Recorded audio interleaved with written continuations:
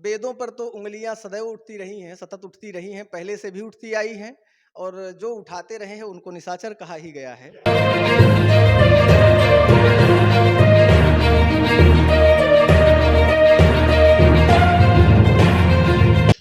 साथियों नमस्कार, मैं रामकृष्ण पांडे। आप देख रहे हैं आर इंडिया न्यूज। साथियों, हम खड़े हैं सुल्तानपुर जिले की धनपतगंज ब्लॉक की है और शंकरगढ़ बाजार है, उसी के मार्केट से सटा हुआ धर्मदासपुर है। और आप जो शख्सियत मेरे साथ देख रहे हैं, आप उम्र देखकर तो लगता होगा कि अभी पढ़ रहे होंगे, लेकिन आप पढ़ा रहे हैं। और आप हैं अवनीश मिश्रा जी। मैं शास्त्री भी कहना चाहूँगा, क्योंकि कहीं न कहीं वेद वेदांग पर आप ज़्यादा वार्ता करते दिखते हैं, ज़्यादा भागवत करते दिखते हैं। मैंने देखा लोगों के बीच माइक पकड़कर बैठकर लोगों में गीता का उपदेश देते देखा। आज बहुत सारी बातें होने वाली हमारी आपके बीच, और मैं जो वेद है, वेदांग है, धर्म है, आज की जो शिक्षा है, जो आपका रुझान है, उन सारी चीज़ों पर चर्चा करेंगे। तो पहले तो मैं आपका आर इंडिया न्यूज में स्वागत करता हूँ। आदरणीय मिश्र जी, मैं एक चीज़ ये जानना चाहूँगा कि जैसे आप हिंदी के छात्र रहे, कह सकते हैं कॉन्वेंट की तरफ रुझान ज्यादा है। क्या लगता है कि प्राइमरी की शिक्षा दब रही है और कॉन्वेंट बेहतर जा रहा है? लोग क्यों भाग रहे हैं उस पर? क्योंकि आप देखेंगे कि एक बेहतर से बेहतर शिक्षक सरकार बीएड सीटेट क्वालिफाइड आपके प्राइमरी को दे रही है। क्या लगता है इस पर? तो इसमें ऐसा है ना भैया, आपको बताएं, सबसे पहले हम क्लियर करना चाहेंगे कि जो आपने कहा कि कॉन्वेंटाइजेशन वास्तव में एक बड़ा अपना रोल अदा कर रहा है समाज में। ऐसा लग रहा है लोगों को कि हम अपने बच्चे को कॉन्वेंट में डालेंगे तो बच्चा बहुत आगे जा करके बहुत कुछ बन जाएगा, डॉक्टर बन जाएगा, इंजीनियर बन जाएगा। इससे भैया प्रॉब्लम ये आ रही है, समाज में एक विशेष प्रकार की विकृति उत्पन्न हो रही है। क्योंकि जो बड़े तबके के लोग हैं वो तो अपने बच्चों को कॉन्वेंट में ले जा रहे हैं, लेकिन जो छोटे तबके के लोग जिनके पास पैसा ही नहीं है, वो कहाँ से, आर्थिक रूप से जो कमज़ोर हैं, वो अपने बच्चों को कहाँ से वह कॉन्वेंट तक पहुँचा सकते हैं। और उनको एक मानसिक विकृति आ जा रही है कि हम तो अपने बच्चों को पढ़ा ही नहीं पा रहे हैं, जबकि ऐसा इसका कहीं से कोई लेना देना नहीं है। विशेषता आपने पहले ही बताया अभी अभी कि मैं प्राथमिक पाठशाला, मैंने प्राथमिक से ही पढ़ाई करी है, अपनी प्राइमरी से ही मैंने पढ़ाई करी है। और उसके बाद मैं जूनियर में पढ़ा, बाबा जी हमारे अध्यापक रहे प्राथमिक में, और परिवार हमारा शैक्षिक शुरू से ही रहा। तो लेकिन उनका मानना था कि प्राथमिक में ही पढ़ाई होती है और ट्रेंड शिक्षक प्राथमिक में ही रहते हैं। बिल्कुल सही बात भी है कि भाई जो जिनका सिलेक्शन नहीं होता है गवर्नमेंट में, वही तो प्राइवेट में पढ़ाते हैं। तो मैंने अपने ऊपर जहाँ तक देखा, मैंने पढ़ा, मार्गदर्शन परिवार का रहा, और उसके बाद मैं प्राथमिक से ही पढ़ करके, और ईश्वर का ऐसा आशीर्वाद रहा कि मैंने पढ़ा, फिर बीएससी एमएससी करके आज मैं शोध का स्टूडेंट हूँ, पीएचडी का विद्यार्थी भी हूँ। और अच्छा, पीएचडी का विद्यार्थी आप कह रहे, पीएचडी के विद्यार्थी हैं लोग। एक सवाल मेरे मन में अभी और कौंध गया है, मैं पूछना चाहूँगा कि जैसे माइक लेके आप निकल पड़ते हैं गीता पढ़ने, लोगों को उपदेश देते देखे गए हैं, और मैंने बहुत सारे वीडियो आपके देखे हैं, लेकिन आप शोध कर रहे हैं विज्ञान पर, साइंस पर, और आप गीता पर, तो दोनों का कॉम्बिनेशन प्रवचन करते हैं, कैसे कर पाते हैं? क्योंकि कहीं ना कहीं अध्ययन तो करना पड़ेगा ना। आपने प्रश्न सही कहा कि आप जो है प्रवचन करते हैं श्रीमद् भागवत जी महापुराण पर, पौराणिक ग्रंथ है, और गीता के भी बहुत सारे मंत्रों का उपयोग उसमें होता है, बोला जाता है। और आप कहना चाहते हैं कि आपने फिर साइंस कैसे पढ़ा, ये कहना चाहते हैं। तो हम ये आपको बताना चाहेंगे कि साइंस जीविकोपार्जन का मेरे एक माध्यम है, और हर ब्राह्मण के लिए श्रीमद् भागवत कथा जो है, या प्रवचन, या धर्म जो है, या अध्यात्म जो है, उसका कर्तव्य होता है। ब्राह्मण ही कि हिंदू? नहीं, हर लगभग हिंदू के लिए ही कहें तो ज़्यादा अच्छा है, बहुत अच्छा है, अति उत्तम। अगर आप जोड़ते हैं हिंदू तो अति उत्तम है। लेकिन धर्म प्रचार जो ग्रंथों में लिखा, धर्म प्रचार का प्रमुख कार्य जो नियुक्ता बनाया गया था हम लोगों का, को बनाया गया कि ब्राह्मण धर्म प्रचार का कार्य करे, उस हिसाब से अगर अपने कर्तव्य को हम देखें और कहें तो हिंदू के लिए तो अति उत्तम। अगर हम हिंदू कहें, अगर हमारा हिंदू समाज इससे जुड़े, धर्म प्रचार करने, और कर भी रहे हैं लोग, अगर कोई विकृति नहीं आ रही है, लोग कर रहे हैं, तो वो तो अति उत्तम है। लेकिन हम कहेंगे, एक शब्द में अगर कहें तो विज्ञान हमारा जीविकोपार्जन का एक माध्यम है, और श्रीमद् भागवत कथा जो है वो हमारा कर्तव्य है, और उसको हम उस नियत से निर्वहन करते हैं। कर कैसे पाते हैं, दूसरा प्रश्न ये आपका है कि कर कैसे पाते हैं, ये आपका ही नहीं बहुतों का प्रश्न है। बहुत सारे लोग दोनों चीजों के साथ एक साथ चलना, जैसे ये कि दो नाव पर चलना या दो नाव पर चढ़ना, जैसे है कि आप भागवत को भी धारण करते हैं, भगवत के गीता को भी धारण करते हैं, और चाक लेके शोध करने निकल पड़ते, बच्चों को पढ़ाते हैं ब्लैक बोर्ड पर विज्ञान को। हाँ, आपका प्रश्न सही है कि आप इसको कर कैसे पाते हैं। तो कर पाने का श्रेय हम सबसे पहले अपने बाबा जी को देंगे। और हमें लगता है कि हर वह बच्चा वह कर सकता है। कोई बहुत बड़ी बात नहीं है कि साइंस के साथ संस्कृति का समन्वय ना बन पाए, ऐसा नहीं हो सकता। हमेशा समन्वय बनेगा, लेकिन जरूरी है उस मेधा शक्ति को जगाने की। और वो मेधा शक्ति आपके बच्चे में भी है, हम में भी है, किसी में भी है, छोटे से लेके बड़े परिवार के किसी भी तबके या परिवार की स्थिति के बच्चों में है। लेकिन जरूरी है उस संस्कार संस्कृति का समन्वय बनाए रखने के लिए। विज्ञान, धर्म और वेद, तीनों को कैसे एक साथ देखेंगे? क्योंकि कहीं न कहीं आज देखेंगे कि लोग बताते हैं कि धर्म पर लोगों का रुझान बढ़ा है, विज्ञान पर भी लोग कम नहीं हैं, और वेद पे कहीं न कहीं आज उँगलियां उठ रही हैं। इस पर क्या कहना चाहेंगे? अ, वेदों पर तो उंगलियां सदैव उठती रही हैं, सतत उठती रही हैं, पहले से भी उठती आई हैं। और जो उठाते रहे हैं उनको निशाचर कहा ही गया है। क्या बात है! एक ही लाइन है कि वो निशाचर हैं। और उनका काम था जो ब्राह्मण को कष्ट पहुंचाए, वेदों का जो है दुरुपयोग करे, उसको नष्ट करने का प्रयास करे, उस पर प्रश्न चिन्ह लगाए। अभी कुछ दिन पहले मैंने एक रामचरितमानस का प्रकरण देखा था। हाँ, अनर्थ करते हुए लोग दिखाई देते हैं।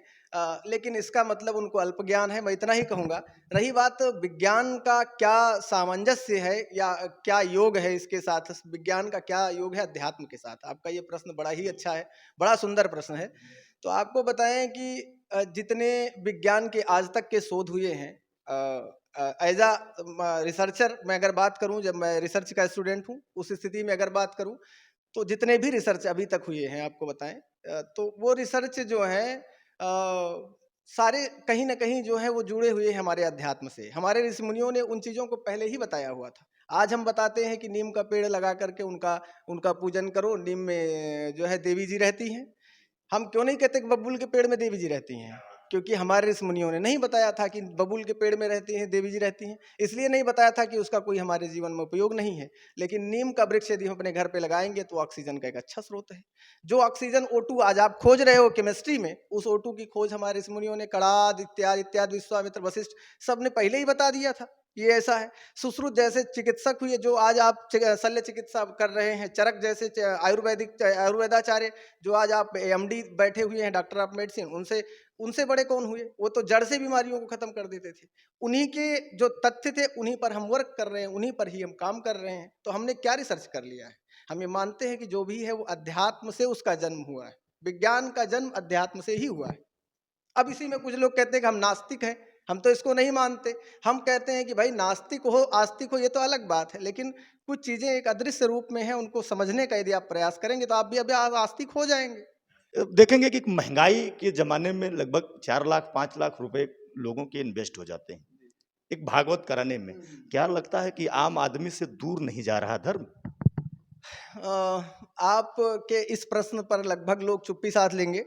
इसलिए चुप्पी साध लेंगे क्योंकि अब मैं आपको बता दूं कि माइक लेके मैं इस जिले का कोई ऐसा विद्वान, कोई ऐसा पंडित, कोई ऐसा ये कह सकते शास्त्री नहीं बचा, एक धर्मेंद्र शास्त्री जी को छोड़ के। या तो एक क्वेश्चन पर मैंने उनसे मार्क करने को कहा, या तो आज आपके पास माइक लेके बैठा हूं।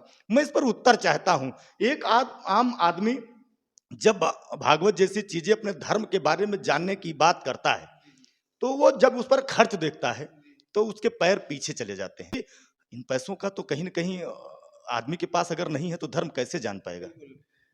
आपने कहा कि भागवत जो है जैसा पवित्र धर्म ग्रंथ अपने घर पर लाने के लिए, अर्थात अपने घर पर उसका प्रोग्राम या कार्यक्रम कराने हेतु सामान्य व्यक्ति को 3-4 लाख रुपए के खर्च उठाने पड़ रहे हैं। और ऐसी स्थिति में व्यक्ति कैसे सरलतापूर्ण अपने घर पे वह कार्यक्रम करा पाएगा? आपका कहने का उद्देश्य ये रहा। तो इसका मतलब अगर निर्भीकता से कहा जाए तो श्रीमद् भागवत जी का भी व्यवसायीकरण हो गया। बस एक लाइन में यही कह सकते हैं कि कुछ विकृत लोगों ने उन्होंने प्रवचन, अच्छा विकृत लोगों ने क्यों कहें, हम ये कह सकते हैं कि उनकी कुछ आवश्यकताएं हैं, उन्होंने उसको अपना व्यवसाय बना लिया और वो इसलिए लोगों को महंगा लग रहा है। वैसे भागवत जी का जो प्रमुख उद्देश्य है वो सीधा लिखा है, काल ब्याल मुखग्रास त्रास निर्णास है तवे श्रीमद्भागवतम शास्त्रम कलौ कीरेण भासितम। श्रीमद् भागवत जी में सीधा सीधा लिखा हुआ है कि श्रीमद् भागवत का जो प्रमुख उद्देश्य है वो काल रूपी सर्प के मुख से मुक्ति पाने हेतु, जो काल रूपी सर्प है उसके मुख में हम सभी बैठे हुए हैं, पूरे संसार के लोग बैठे हुए हैं। और खासकर हम भागवत जी की कथा सुनते किसके लिए हैं? तो हमारे दादा बाबा पूर्वज जो हमारे अब नहीं हैं, दिवंगत हो गए हैं, उन्हीं के लिए हम कार्यक्रम कराते हैं। तो उसमें यही कि जो व्यक्ति काल रूपी सर्प के मुख में है, अर्थात अभी उसको मुक्ति नहीं मिली है, यदि उसके लिए उसके निमित्त हम कथा सुनते हैं तो कहा कि काल ब्याल मुखग्रास त्रास निर्णास है, तभी उस त्रास से निर्णास मतलब मुक्ति पाने हेतु श्रीमद्भागवतम शास्त्रम कलौ कीरेण भासितम, इस कलिकाल में श्रीमद्भागवत शास्त्र ही महत्वपूर्ण है। उसी के करने से ही वह कह लें कि हम उसको मुक्ति मिलती है। लेकिन अब उल्टा हो गया है, भागवत जी के 18,000 मंत्रों का पारायण होने का कहीं नाम ही नहीं होता है। अच्छा, दूसरा प्रश्न ये है कि आप कह सकते हैं कि भागवत जी भाई कहाँ होता है? 3 घंटे का प्रवचन जो नाचना गाना है, क्या यही है? तो आप कह सकते हैं कि एकदम सीधे स्वरूप में मेरे सारे प्रश्नों को आप एक ही बार में खींच दे रहे हैं। हाँ, ये आप कह सकते हैं ना कि आप सर क्या जो ये 3 घंटे का नाचना गाना होता है कि यही है कि आप श्रीमद् भागवत का वाचन? तो नहीं, इससे मुक्ति नहीं मिल सकती है। यह एक लोगों के जनमानस के हृदय में साधारण भाषा में हम कह लें, संगीत कोई बुरा नहीं है, थोड़ा बहुत संगीत हो जाए तो अच्छा भी है। उसके प्रभाव से हम लोगों के मन में भक्ति को उत्पन्न कर सकते हैं, ना कि मुक्ति को। क्वेश्चन हमसे आपसे और है जो मेरे मन में कुरेद रहा है। आप देखेंगे कि दुनिया की सबसे बड़ी पीठ या सबसे बड़ी गद्दी व्यास गद्दी मानी जाती है। हमने देखा कि 2 बच्चों को या 2 बच्चियों को एज ए माला पहना के उसी गद्दी के सामने पांव पूजने जैसी व्यवस्था जो हमारे धर्म हमारी संस्कृति में है। कहते हैं कि पांव पूजना कन्यादान जितना है। पांव पूज दिए तो समझ लीजिए आधी शादी हो गई, और वो लोग करा के यूं बैठा दे रहे हैं। उसके बाद ये आखिर कहाँ लेके जाएंगे इस संस्कृति को? हमें तो लगता है कि कहीं ना कहीं ढहाने का काम ये लोग कर रहे हैं। कहीं ना कहीं वो चीजें अनुचित हैं। कहा जाता है कि बंदों बाल रूप सोई रामू, भगवान का विग्रह या भगवान को दिखाने का एक प्रयास लोग समाज में ऐसा कर रहे हैं कि भगवान के प्रति लोगों के मन में ऐसी आस्था श्रद्धा जगे उन बच्चों को देख करके। क्योंकि जो ये संसार है ये कुछ भी मानने के लिए तैयार नहीं है, ये हर चीज़ को देख करके जानने के लिए तैयार है कि हम सब देखेंगे तभी समझेंगे। तो वो प्रयास करते हैं कि यही राम है, यही कृष्ण है, लेकिन यह कहीं ना कहीं जो है स्वांग की तरह है, एक नाटक की तरह है, और यह जो है व्यासपीठ पर बिल्कुल भी शोभनीय नहीं है। जाते जाते साथियों में एक क्वेश्चन आपसे और पूछ के दिखाना चाहूंगा कि जैसे आप यहाँ जैसे आप देहात से मिलान करते हैं, शिक्षा आपने यही देहात के जमीन से ग्रहण की है। यहाँ से जो आप शोध कर रहे हैं या जो बच्चों को दे रहे हैं यहाँ से जाके नागपुर बॉम्बे में, तो जैसे चंदन लगा के धोती पहन के कुर्ता पहन के और आप किसी इंस्टीट्यूट में घुसेंगे या कभी घुसे हैं, कुछ ऐसा वहाँ एक टिप्पणी कोई हो जाए कि तो कैसा महसूस करेंगे? जी जी, बात आपकी बहुत उचित है, क्योंकि हमारे लिए यह समस्या हमेशा समस्या खड़ी होती है। कभी क्योंकि हर व्यक्ति विशेष का जो कार्य होता है उसकी एक स्पेशल अपनी वेशभूषा भी होती है। तो अब जैसे कि हम श्रीमद् भागवत जी का प्रवचन जब व्यासपीठ पर बैठकर कर रहे होते हैं तो हमें लोग कुर्ते में देखते हैं, अचले में देखते हैं। लेकिन वही जब हम मेडिकल के बच्चों को, ऐसे हम आपको पता ही है, आप जहाँ भी पूछ भी रहे हैं, तो इस समय मैं रेजोनेंस भारत की टॉप 3 कोचिंग है, भारत में टॉप 3 नंबर पे रैंकिंग पे है रेजोनेंस में, बच्चों को मैं इस समय मेडिकल के बच्चों को पढ़ाता हूँ, नीट के बच्चों को, बायो।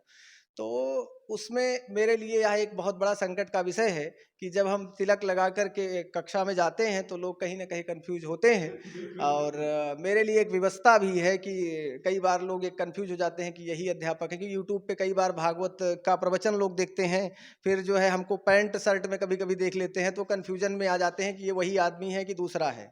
तो उसको हम कई बार मजाक में ऐसे क्लास में या कई लोगों को बता भी चुके हैं, नहीं भैया वो अवनीश चंद्र शास्त्री जी हैं और हम अवनीश मिश्रा हैं। तो अवनीश मिश्रा मेडिकल के बच्चों को पढ़ा रहे हैं और अवनीश चंद्र शास्त्री प्रवचन कर रहे हैं, हम दोनों जुड़वा भाई हैं।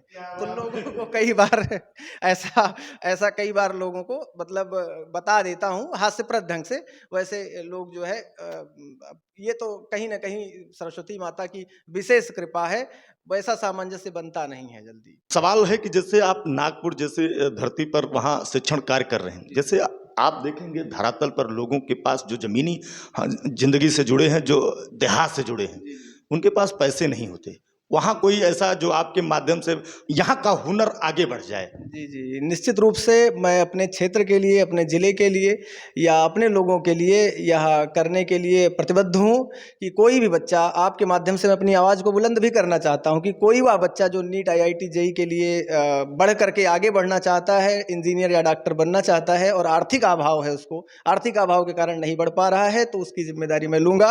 अगर वो बच्चा पढ़ने में अच्छा है, तो उसकी सारी ज़िम्मेदारी हम लेंगे और उसको डॉक्टर या इंजीनियर बनाएँगे। अपने रेजिडेंस में उसे एडमिशन दिलाएँगे या कहीं भारत के किसी अच्छे इंस्टीट्यूट में एडमिशन दिलाएँगे, लेकिन डॉक्टर व इंजीनियर बनाने का काम करेंगे। ये ज़िम्मेदारी हमारी है। कुछ उसके माता-पिता सहयोग करेंगे, कुछ हम करेंगे, लेकिन उसको बनाएँगे ज़रूर डॉक्टर, इंजीनियर। तो बहुत बहुत धन्यवाद आपका। शास्त्री जी मैं कहूँगा शास्त्री जी आपका बहुत बहुत धन्यवाद। जय हिंद, जय भारत। तो साथियों ये रहे अवनीश मिश्र जी, मैं शास्त्री ही कहूँगा। मेडिकल जब डॉक्टर बन जाएंगे तो डॉक्टर साहब कह के भी संबोधित कर लूँगा, लेकिन मैं ज़्यादातर शास्त्री ही कहना चाहूँगा क्योंकि आप दोनों लक्षणों से युक्त हैं कि विज्ञान भी और वेद भी, दोनों को धारण करते हैं। और आपका इस पर क्या कमेंट है, क्या ओपिनियन है? आपने कमेंट्स में जरूर दर्शाइएगा और खबर को लाइक करिएगा, सब्सक्राइब करिएगा चैनल को। जय हिंद, जय भारत।